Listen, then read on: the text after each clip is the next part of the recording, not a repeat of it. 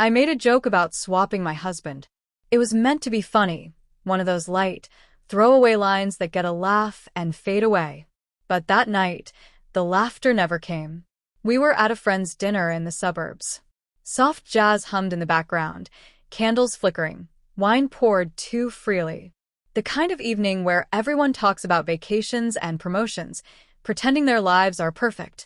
I remember looking at Daniel, my husband of 7 years, sitting across from me, quiet as always, his fingers tracing the rim of his glass, as if he were somewhere else. That silence, the one that grows between two people who used to share everything, had been there long before my joke. Maybe that's why I said it. Maybe I just wanted to fill the empty space with something, anything, even a laugh. Someone mentioned their husband forgetting their anniversary. We all chuckled, and before I could stop myself, I said, if anyone's interested in a swap, mine comes with free sarcasm and quiet. The table laughed.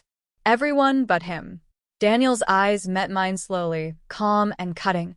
Sure, he said, but make sure it's someone who still cares when the laughter ends. The room went silent.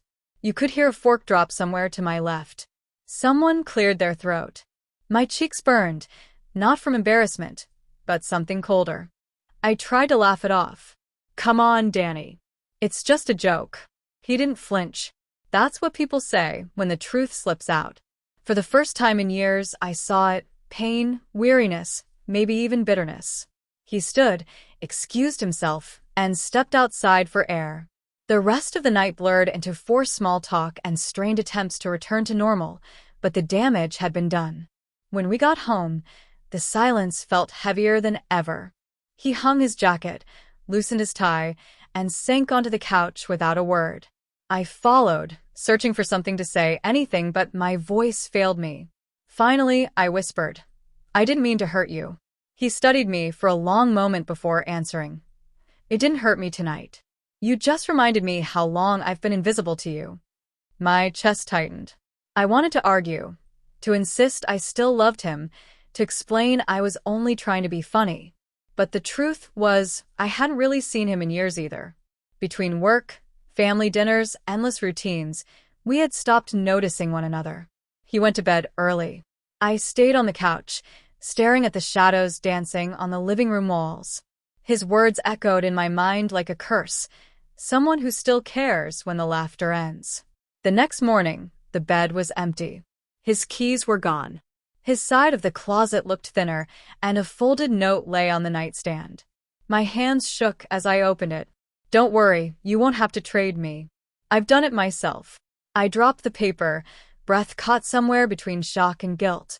For years, I had been silently begging him to feel, to speak, to act. And now he had. The hours dragged on. He didn't answer my calls. He didn't come home that night or the next. Friends told me to give him space, that he'd calm down. But deep inside, I knew something essential had cracked, something no apology could ever fix. 3 days later, I found out where he had gone. His brother's house in the next town. Apparently, he told him he needed time to remember who he was before my jokes had made him feel like a punchline. That sentence hit me harder than anything because for the first time, I realized he wasn't exaggerating. He was right. He had become the punchline, and I was the one who wrote it. I didn't hear from Daniel for almost 2 weeks. His absence transformed the house into a museum of our past. His coffee mug still sat by the sink. His jacket hung by the door. Even the dent on his pillow felt like a ghost pressing down on my chest at night. I tried texting him, small, harmless messages at first. Hope you're okay. We should talk. I miss you. But every message remained unread. I could almost picture him glancing at his phone, seeing my name flash across the screen, and choosing not to respond. By the 3rd week, I stopped trying. That's when the silence started talking back. Every empty room echoed his words. Every mirror reflected the woman who thought she was being funny, while her marriage quietly bled. One Sunday morning, I drove to his brother's house. I sat in the car for 20 minutes, rehearsing what I'd say if he opened the door. Apologies are tricky. You imagine they'll fix something, but often they're just a way to make yourself feel better. I wasn't sure which mine would be. When he finally came out, he didn't look surprised. He just stared for a moment, as if he'd expected me. He seemed lighter somehow, healthier. The dark circles under his eyes were gone. He wasn't the same man who had left that night. "Can we talk?" I asked, stepping out of the car. He nodded, gesturing toward the small garden beside the house. We sat on a wooden bench. I waited for him to speak, but he didn't. "I'm sorry," I began.